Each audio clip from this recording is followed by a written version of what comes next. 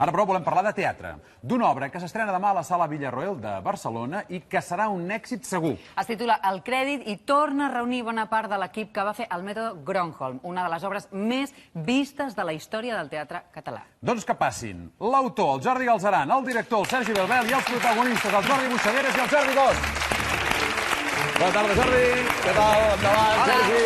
Què tal? Hola, Jordi. Hola, Jordi. Està molt bé que tots us digueu Jordi, menys el Sergi, perquè així no ens equivocarem. A veure, Sergi, pots d'aquí, tu ets el director. Falta fer-li un petó. Sí, és veritat. I tant. Molt bé, Hem així. col·locat el director, que és el que mana, l'autor... I els Jordis aquí. Els Jordis, Exacte. exacte. Sí, quan ens dirigem cap allà no cal que diguem cap nom, ja... No diguis Jordis. Tots sou Jordis. Déu-n'hi-do, feu molta impressió, us haig de dir. Sou com una mena de dream team del teatre, vosaltres. Per lo guapos o alguna Per lo guapos. Però a més pels èxits, clar, perquè, o sigui, a veure, els dos Jordis, Jordi Galzeran, Jordi Buixaderes i el Sergi van estar al mètode Gronholm, ara s'hi afegeix el Jordi Bosch. El mètode Gronholm va ser un èxit extraordinari, una obra, en fi, que... Mestre del teatre català. Vaja, sí. Diguem-ho així, és veritat. Milions de persones l'han vista, aquesta obra. I ara, esclar, arriba el crèdit. Què podem dir d'entrada del Punt de crèdit? partida, no? Dos protagonistes, vosaltres dos. Un home que ve al banc a demanar un crèdit, però el banquer no li vol concedir aquest crèdit perquè li diu que no li pot oferir garanties. La garantia que li dona al client és la paraula, i clar, no li serveix al banquer la paraula, és insuficient. A partir d'aquí el client li fa una amenaça que és entre absurda i surrealista, i tot canvia. Ho hem explicat bé. I fins aquí s'ha de... I fins aquí puc llegir, clar. S'ha de dir, però algun detall més donarem, perquè aquesta història es complica i molt, però no serà fins després d'aquesta pausa. No us n'adonareu i tornem de seguida amb ells.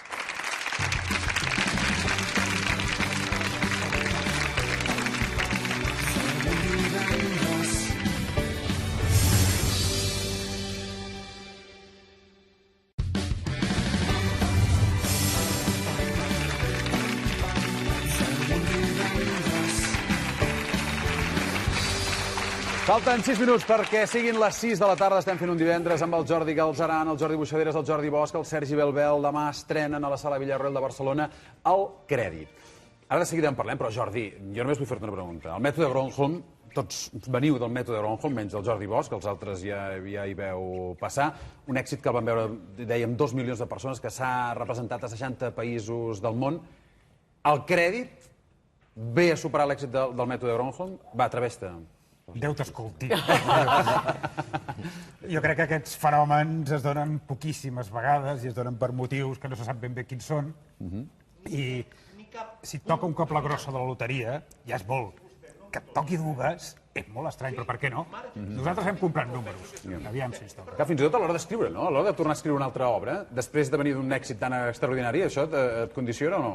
Em condiciona, però a favor, perquè jo sé que és molt difícil, gairebé impossible, que torni a tenir un èxit de públic, almenys com el mètode Gronholm. Potser escriure alguna comèdia millor, però un èxit de públic com aquest és molt difícil. Per tant, ja estic tranquil. Ja.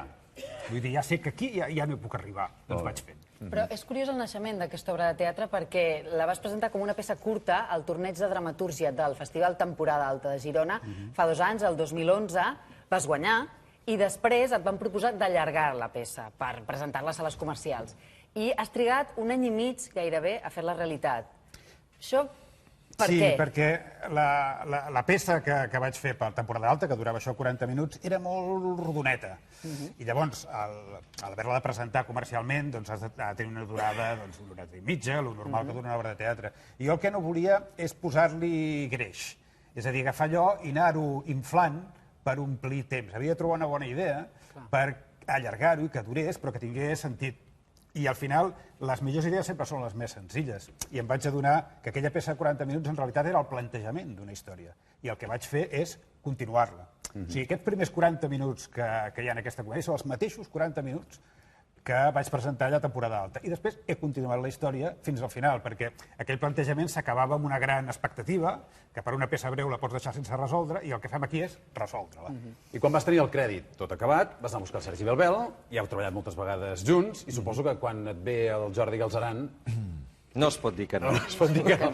Primer perquè som molt amics, ens entenem molt bé, jo també sóc autor, i m'encanta perquè som molt diferents, i a mi jo sempre he dit que com a director m'agrada aprendre dels grans autors i realment aprens moltes coses, sobretot de la gran habilitat que té aquest autor que tenim internacional i gran per fer comèdies.